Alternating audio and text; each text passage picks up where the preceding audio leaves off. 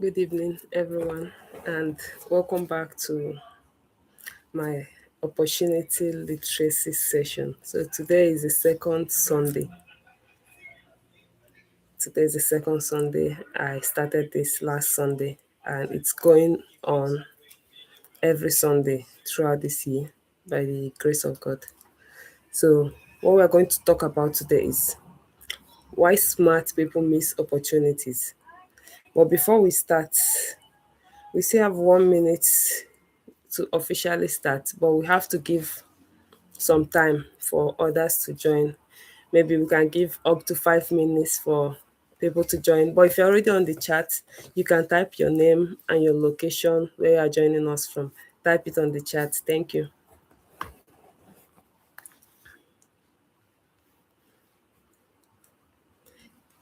Your name and your location.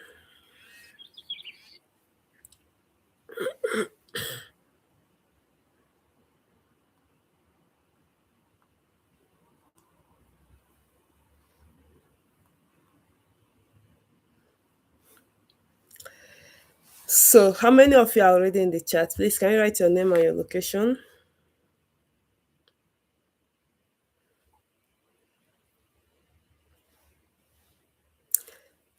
I want to know those that joined early today. Type your name and your location. Type your name and your location.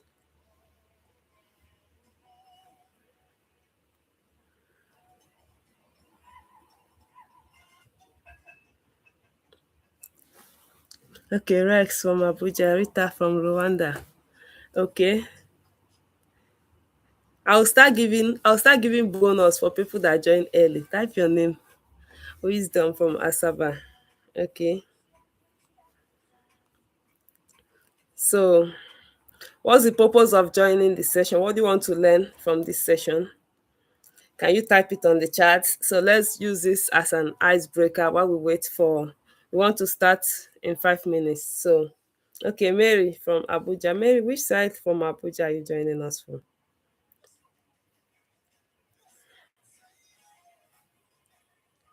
Mary, which side of Abuja?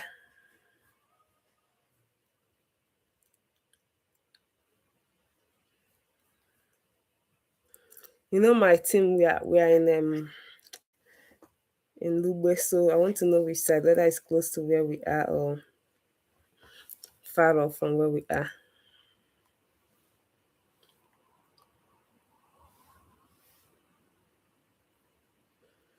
Okay. So what's the purpose of joining? What do you want to learn from this session? What do you want to learn? Let's be interactive, please. Let's be interactive. What do you want to learn from this session?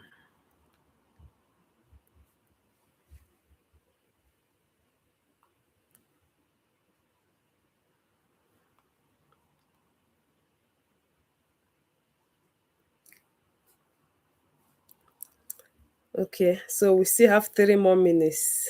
3 minutes, then we are starting in 3 minutes. Okay. Rex said, I believe myself to be smart. I want to know opportunities I've missed as a result of several factors listed on the flyer. That's good. Who is Bobby? Bobby, you're funny. You say I want to learn to be as good as you are. Ah, am I that good? You're funny. Okay, what about Mary, Rita? What do you want to learn from the session? Wisdom. Bobby, you said I'm amazing. That's interesting. Thank you.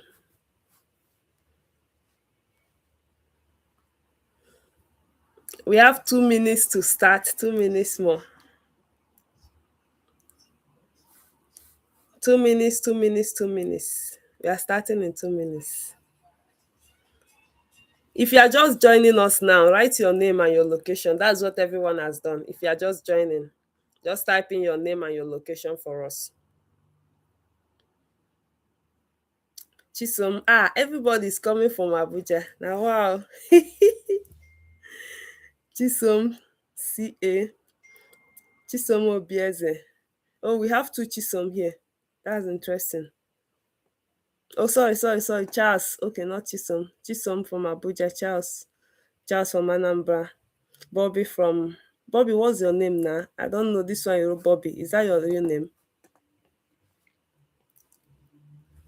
From Lagos. Bobby, tell us your real name. Samuel from Enugu State. I know it's that Samuel that I know. That my troublemaker. Franklin. Okay, okay, okay. I didn't know it was you now. I just saw the Bobby. I didn't know it was you. Okay. Okay, so we have 1 minute to start. 1 minute. So those of you that have not tell us what you want to learn from the session, can you tell us what you want to learn from the session?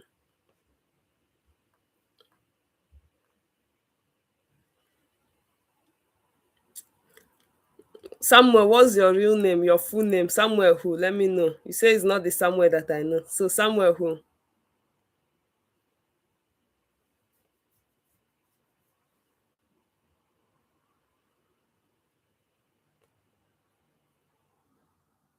Samuel, what's your surname?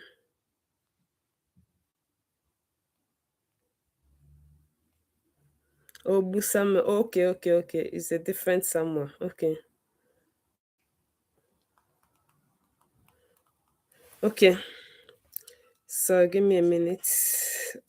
Let me just post this. Okay. You want okay, Charles, I want to know and utilize every possible skill I have to create my own opportunities and chase my own dreams. Thank you so much for joining and welcome back to my YouTube channel. So today, the topic for today is why smart people miss life-changing opportunities and they don't even realize it. First of all, what's the meaning of smart? When we hear smart, we think that is those that used to take first position, second position. That's not only the definition of smart. Being smart means that you are well-rounded, like you're not just good academically, you are good in every other thing. That's what it means by being smart. Some people are very smart in terms of business. Some people are very smart in stuff that has to do with calculations. Some people are smart when it comes to reading and comprehension. Like being smart is just, it covers a lot of things. It's not just about academics. It's not just about academics. So sorry, today we are going to be talking about why smart people miss opportunities. Why I actually decided to work on this topic, because I feel like this is something that has happened to me. So like I'm one of the I'm one of the people that are victims of this. So whatever I'm going to share is more like an experience I've had. I'm not talking based on theories. It is practical. What I've passed through. That's what I want to share with others. So let me get my teaching material ready. Okay, let me get my materials ready. So give me some minutes.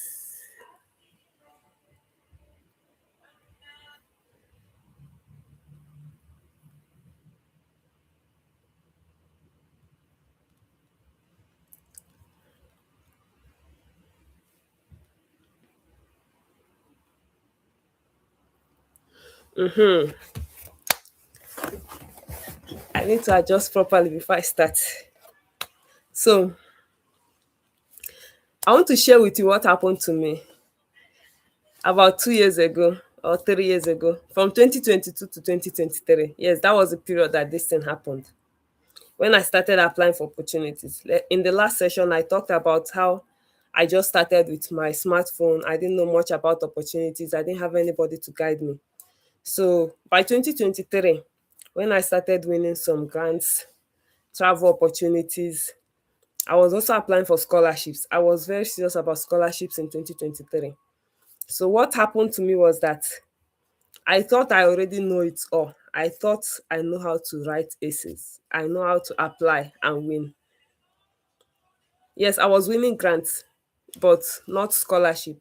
I keep losing scholarship. I got close to 50 rejections for my scholarship application. So I thought I knew it all.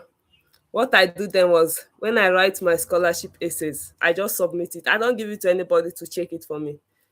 I have friends that have gotten scholarship in Canada, in US, in UK. I can easily tell them, please help me and review my application essay for me. But I don't used to do that. After writing, what I felt in my mind was that I'm already good at what I'm doing. I'm winning grants, so I think I'm good with my writing. So I just put it there and submit it.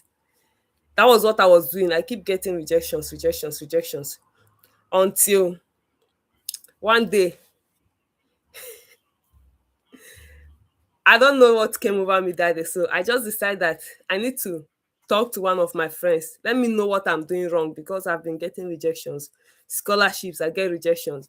Grants, I win it. Scholarship, rejection. So I said, let me talk to this girl and know what is wrong with my AC. I sent it to her. When she went through it, she pointed out so many errors, so many things. My content is good, but I'm just too straightforward. I did not even apply any storytelling to what I wrote. I was just too direct with my response. And most of the time, scholarship don't work like that. Take them through a journey. Like when they are reading it, let them be able to imagine what you are narrating. Let them imagine the scene. Like they can paint that picture in their head, like be able to walk through the journey with you. So by the time she finished giving me corrections and then my opening hook, there was no hook. She gave me so many corrections and I rewrite it. And let me tell you, that correction she gave me, I applied it also to my grant writing and improved my skills. And I even started getting at least interviews for scholarships, which I finally got a scholarship.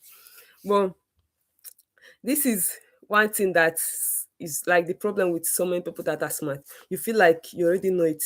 Some people feel like, is it this person that will come and teach me? Like this is a small girl or this is my junior. Like you feel like what does she know, said that she will teach me? Like what does she even know?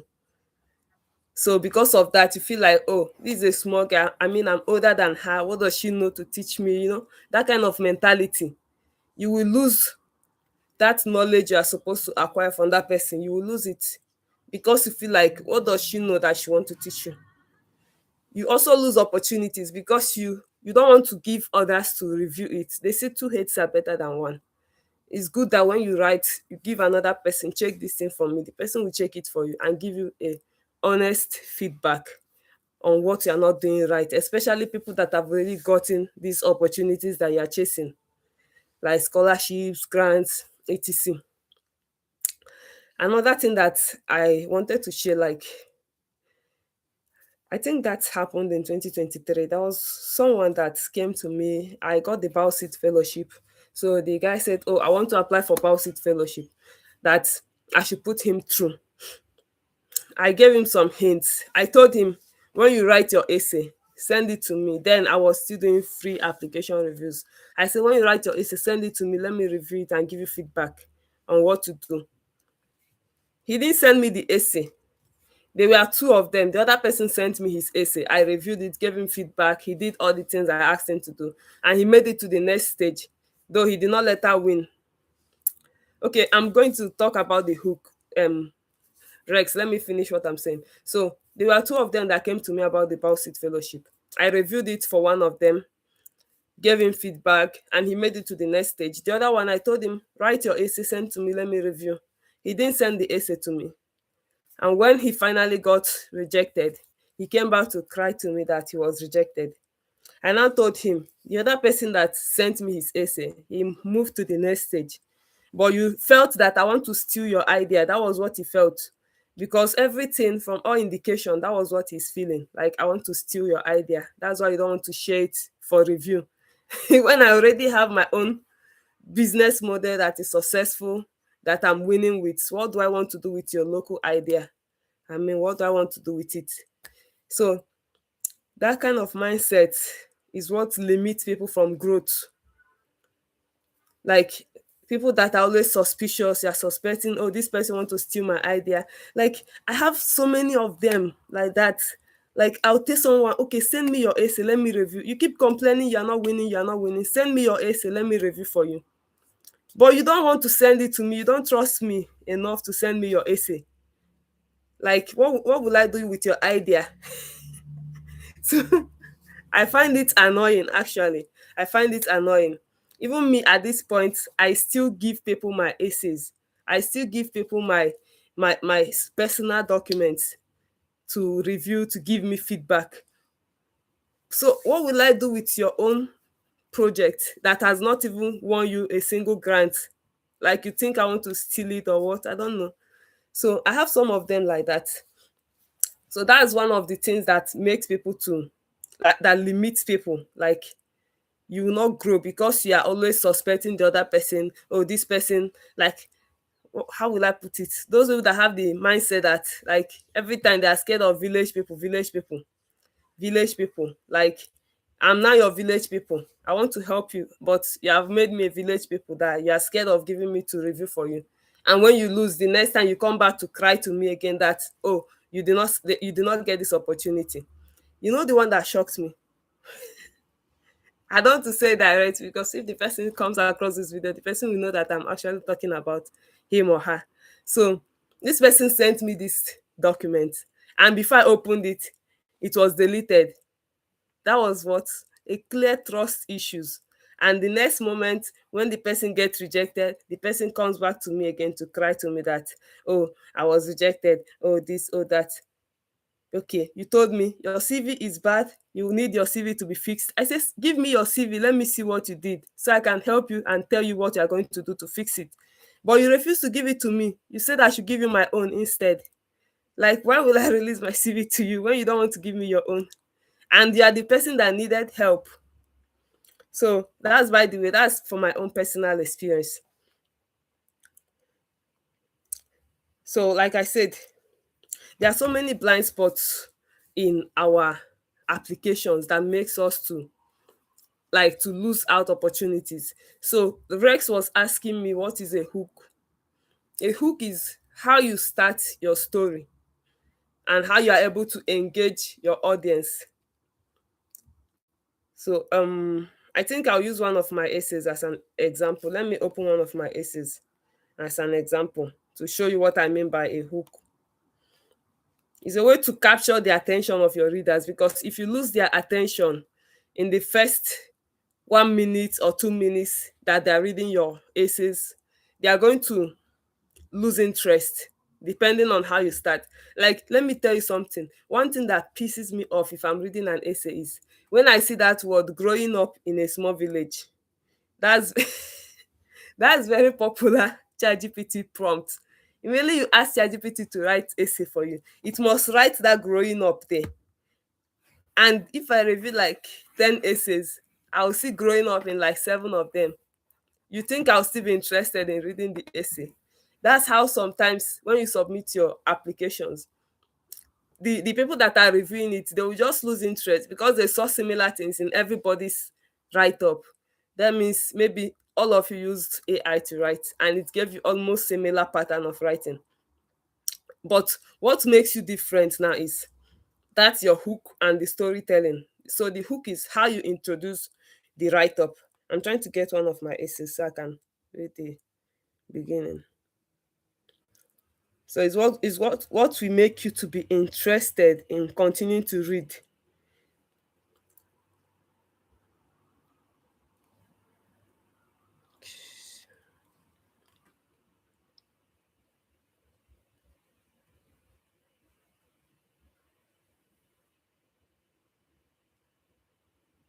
Okay. Yeah, so this is a personal statement I used to apply for a PhD. I got into the interview, but I didn't let her get it after the interview. Well, at least it moved me to the interview stage. So I'm going to read how I started the personal statement. The night my family fled barefoot into the darkness, my life split into before and after. Before, I was a child artist drawing on discarded cartons for fun. After, I became a displaced artist using creativity to cope with uncertainty. That night taught me the fragility of stability, making us refugees in a twinkle of an eye. It also marked the beginning of my sensitivity to inequality, which would later shape my academic path. So this is how I started it. When you listen to this, did you actually have some kind of imagination of what that night I was talking about, what it would be all about? Like, I talked about getting displaced, I talked about drawings, artwork, inequality. So this is like to paint a picture of the scenario, like what I went through. So when the person is reading, the person will be interested to know more about that thing you are sharing. Like, how did this thing shape the path for your academic, or how did this thing shape the your academic path? How does this experience shape your academic path?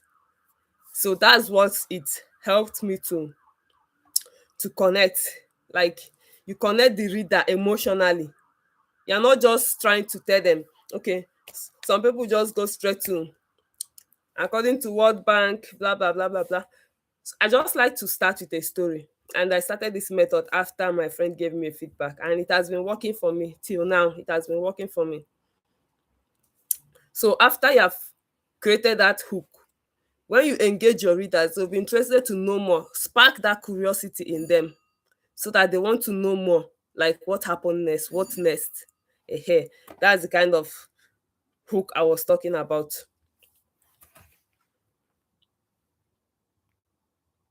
Then another thing is overconfidence. Overconfidence is one of the things that makes people to lose opportunities, because you feel like, okay, I like to use myself as an example as well. When I started my masters in SOAS, so I had that mindset that during my undergraduate, like, my first result was a 5.0. I didn't get anything less than A. So I was like, even if I read or even if I did not read, I will still have an A. Like, the least I will get is a B. Whether I read or whether I did not read, I will have an A.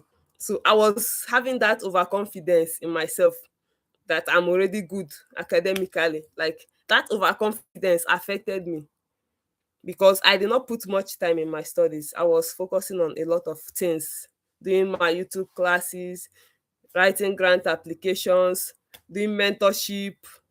I wasn't reading, I wasn't studying my book. The only time I studied was when I wanted to write exam, which was the method I used as an undergraduate, and it works for me. I only study when it's exam period, and it works for me. But here, I did it here, but like, it didn't work for me.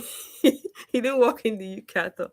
So my first set of results were like, I was getting 60 something, 60 something. I got depressed. I couldn't believe myself. Like, I'm already used to getting more A's than B's. So what happened to me was overconfidence. I thought that I already know this thing and there is nothing that will make me to fail it. So, and when the reality hit me, I was so depressed that I couldn't believe myself. Oh, this is actually the reality. Like, I had to start feeling like I'm dumb. I don't know anything. Like, what is happening? Why will I be getting this kind of grade? I had to go back and start studying my book before I was able to do better. I had to go back. So my first semester was a mess. It messed up my entire result, but thank God that in the end, it turned out good because I later realized myself and started correcting the mistakes I've made. So overconfidence also happened to me in some of the grant applications. Most of the grant applications that I believed so much that I would get, I end up losing them. There is this the price challenge. I even got to the interview stage. It's only the top 2% applicant that made it to interview. I got to interview, and everything the man was telling me, I was answering the question. He was saying excellent, excellent. Like, I had this confidence that I would get it. Me and my partner then, my business partner, we started arguing about the how we're going to do the business, the profit sharing or the whatever, whatever. After the interview, we were doing this argument because of overconfidence. We believed that we are going to get it because of the way they were applauding us. Excellent, excellent, excellent. And after everything, that was the most painful rejection I've ever gotten in my life. I got rejected. I got rejected. I don't know whether I should cry or whether I should laugh then, but it was so painful because this is this as a result of overconfidence. So since after then, I don't want to be overconfident about something. When I apply or whatever, if it is educational stuff, if I write, I just pray.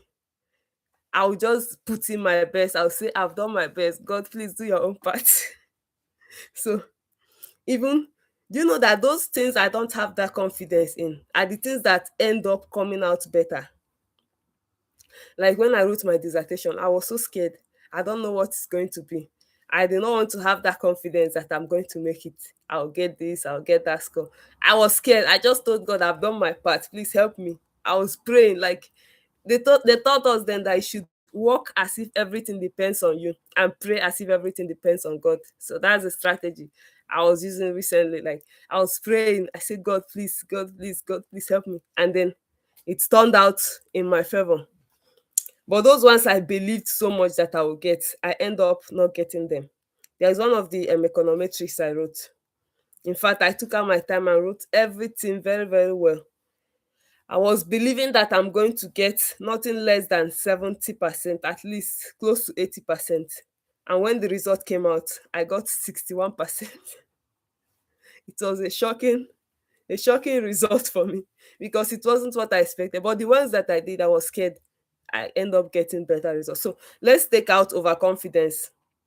I've talked about I too know. That's the first thing I mentioned.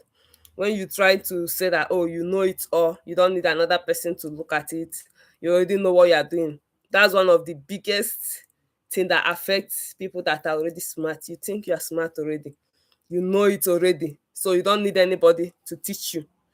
That's one thing, that's the biggest issue that smart people have that is making them not to progress. Then I talked about the second one, overconfidence. When you remove overconfidence, like I said, work very hard and also pray very hard, because faith without work is useless. If you say you are praying and you do not put in the work, it's useless. So you have to do both. Then the next thing I'm going to talk about is humility. Yes, I want to talk about humility. Why I want to talk about humility is because some people being smart or being intelligent, they tend to be like so proud, so full of themselves. They don't want to humble themselves because they feel like everybody's looking up to them or everybody's coming to them to teach them one or two things. So they're like proud. So let's learn to be humble, because humility will make you to be able to learn from anybody, even if that person is a child. Like there's this guy that the guy is on LinkedIn. Yeah, he's a very young guy. He's doing very well on LinkedIn, posting a lot of things.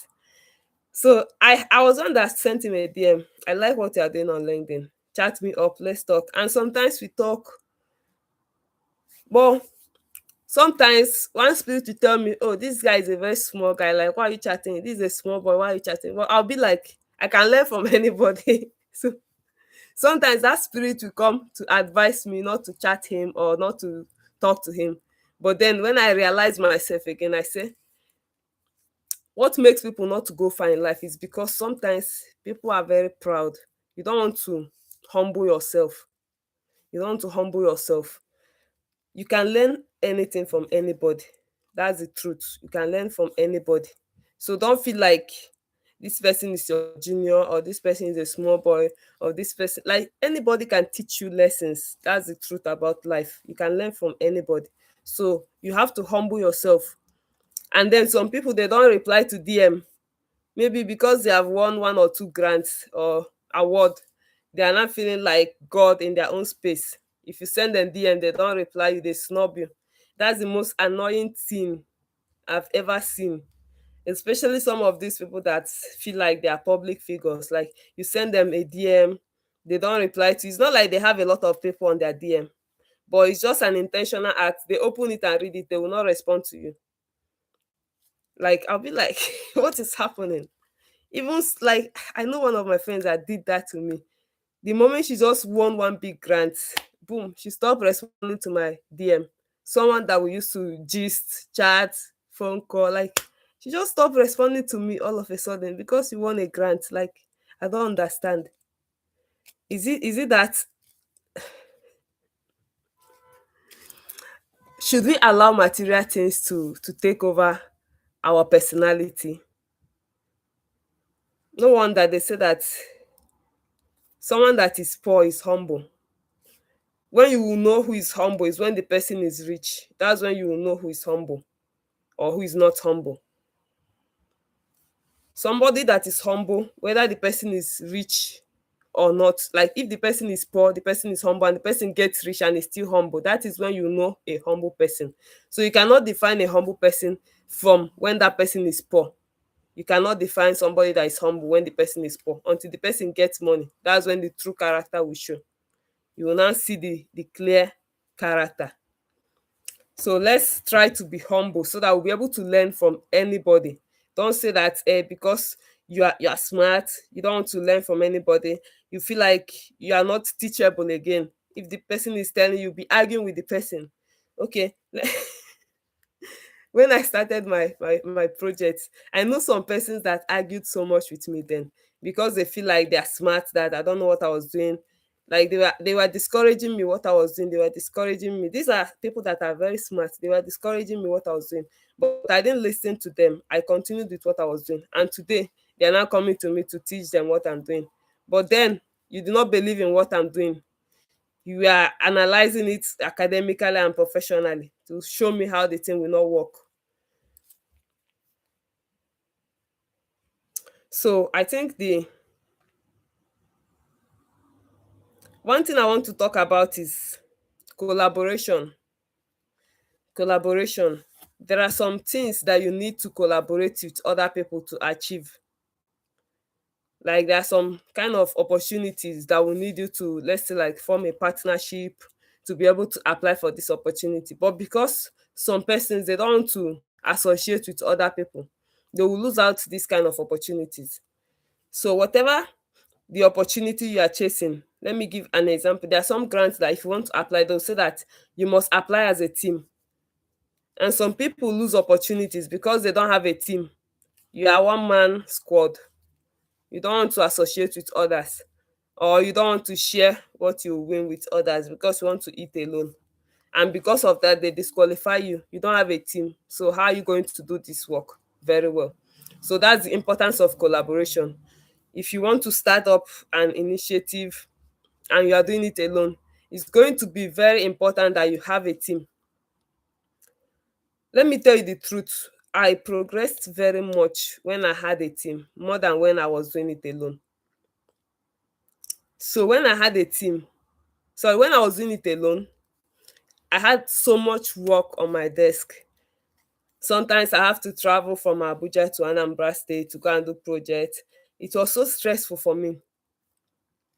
But at some point, yeah, I got one team member then, I got one person then, but it didn't end very well. It didn't end very well, but I learned some lessons actually. I learned some lessons from him, and he walked away from the project. So I had to form another team. And when I formed a team, like, we are like about 10 of us, the project started booming. Even when I was doing my master's, project is still going on in my absence because I have a team. Assuming I'm someone that is very greedy, oh, I want to eat everything I'm winning alone. I don't want to give stipend to team members, so I don't want to bring in other people to the team. That means I wouldn't go far.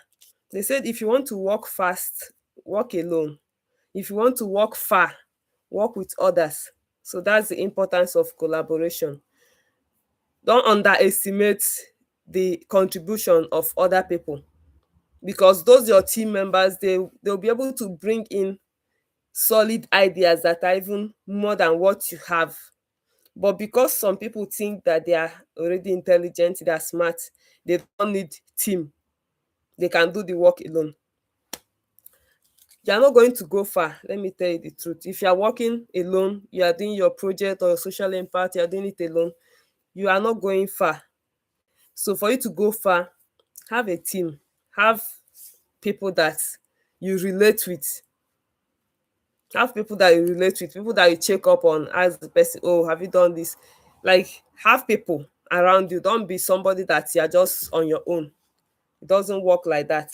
Sometimes people's mindset will influence you to even think higher, to think far. The kind of friends or the kind of team you have, they are the ones that will help you to go far in life. And another thing is that you need to cut out some unnecessary friends from your life. You need to cut some people out. Those people that they are going to bring you down. Okay, so Samuel, you said that the problem you have with a team is it's very hard to find someone willing to work with you. Everyone is busy with their own stuff. Yeah, but I think if you search, you're going to find. I don't know, but mine did not happen so difficult like this because I just spoke to my friends. They're already my friends. I spoke to them. Oh, this is what I'm doing. Can you join me in doing this? They all accepted, and then we are good to go. So if you are somebody that you have